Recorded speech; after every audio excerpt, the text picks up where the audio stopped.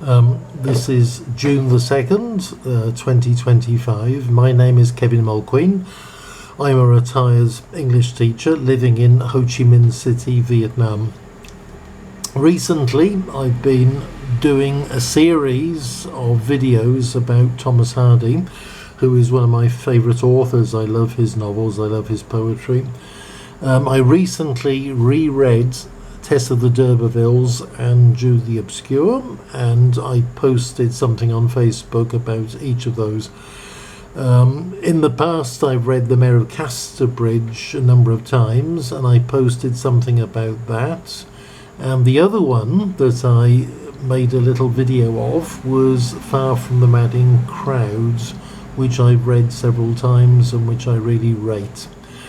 Now today, June the 2nd, is the birthday of the great man Thomas Hardy. He was born in 1840 on June the 2nd in rural Wessex. I should say rural Dorset. Wessex, of course, is a fictitious name which he invented. What I'm going to do today is I'm going to say something about the Woodlanders, which I haven't reread since 2017. In 2017 I read it and I wrote something about it. I wrote a blog, and what I'm going to do is I'm going to read out what I wrote 8 years ago in 2017, and I hope you find it interesting. Right, here goes. This is from 8 years ago. I've just finished reading The Woodlanders.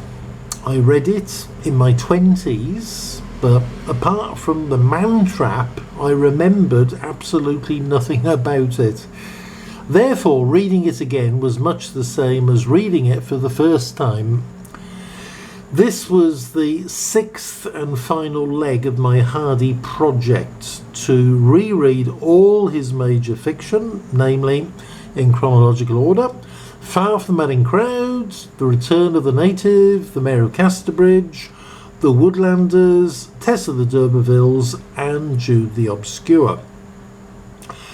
The Woodlanders was published in 1887, a year after The Mayor of Casterbridge.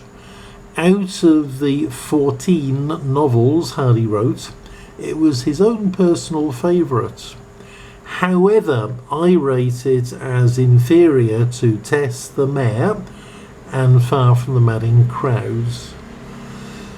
For the first 200 odd pages, The Woodlanders is nothing special, but then, after Fitzpiers falls in love with Mrs. Charmond, it livens up and becomes compelling. What separates it from the 3 novels I prefer is the happy ending. There is tragedy towards the ends, the death of Giles Winterbourne, but the rapprochement between Grace and Fitzpiers, follows by the whimsical final chapter in the 3 Tons, means that the Woodlanders lacks the tragic depth of Tess and the Mare. The last paragraph of the novel, where Marty South speaks to the dead Giles Winterbourne, is beautifully written, but the effect is pathetic rather than tragic. I'm going to quote it now because it's such a great paragraph. "Now, my own love," she whispered, "you are mine and only mine, for she is forgotten at last, although for her you died. But I, whenever I get up, I'll think of thee, and whenever I lie down, I'll think of thee. Whenever I plant the young larches, I'll think that none can plant as you planted. And whenever I split a gad, and whenever I turn the cider ring, I'll say, none could do it like you. If ever I forget your name, let me forget home and heaven. But no, my love, I never can forget 'ee, for you was a good man and did good things." There were times during my reading, especially early on, when I wondered whether Hardy's main purpose in the Woodlanders was to celebrate the part of Wessex in which the novel is set. In his preface of 1895, Hardy writes, "The stretch of country visible from the heights adjoining the nook described under the name of Little Hintock cannot be regarded as inferior to any inland scenery, perhaps anywhere in the kingdom." Descriptions of the woodland setting of plants and flowers and trees abound, slowing the plot down, but giving the story a wonderful spirit of place. Hardy the poet is present throughout the novel, as in the following. I'm going to give 3 examples of very fine writing which I've picked out. Here's the first one, and this is a description of Giles Winterbourne.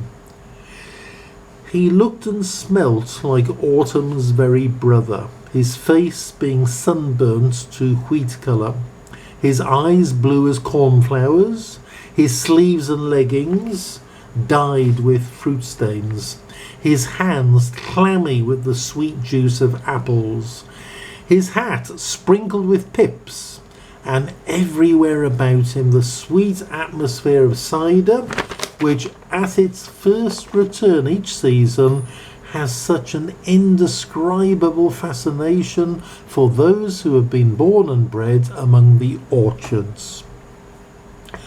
Okay, now here's my second quotation. This is a much shorter one, but it's a magnificent piece of poetic prose. "There was now a distinct manifestation of morning in the air, and presently the bleared white visage of a sunless winter day emerged like a dead-born child." Oh, fantastic writing. And my third example is, "She looked towards the western sky, which was now aglow like some vast foundry wherein new worlds were cast." Brilliant. The prose is easy enough to read. I raced through the book in a little over 2 days, but there was one line that caused me to scratch my head in puzzlement.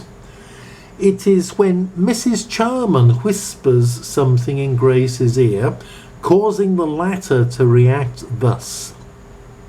"Oh, my great God!" she exclaimed, thunderstruck at a revelation transcending her utmost suspicion. "He's had you! Can it be? Can it be?" "He's had you" sounds very modern. Not at all what one would expect in a Victorian novel. The meaning is unambiguous. Mrs. Charmant has entered into a sexual relationship with Grace's husband, but the blunt phrase is astonishing, I think, for 1887. How did Hardy get away with it? Now let me say something about the edition of the Woodlanders I've been reading. I rescued it from the small library of Hardy books in my UK bedroom. It is a hardback published by Macmillan in 1926, when Hardy was still alive. He died in 1928. I bought it second-hand from William Smith's in Reading for 75p. On a blank page, the name J.D. Ferguson and a date, January 1929, are handwritten in black ink. It is a beautiful pocket-sized book, volume 8 in the Wessex Novels series. The covers are maroon, and embossed on the front cover are the author's initials T.H. There are 461 thin paper pages culminating in a map of Hardy's Wessex. The thinness of the paper, compared to the coarse paper used in books today, is interesting. The advantage of such thin paper is its compactness. The disadvantage is that the pages can be easily creased or torn. The print size is small, smaller than I would have liked. However, reading this little time capsule from the reign of George V was an aesthetic delight. The old pages are cream with age, occasionally fox-marked, and have a lovely musty scent. Rereading The Woodlanders has been the highlights of the last 2 days, but I doubt if I will read it again. I think I will read Tess again. I think I will read the Mayor of Casterbridge again. Also Far from the Manning Crowd. They're my top 3. However, The Woodlanders, I doubt if I'll ever reread it. So many books, so little time. Okay, that's the end of my little spiel about The Woodlanders. I hope you enjoyed it.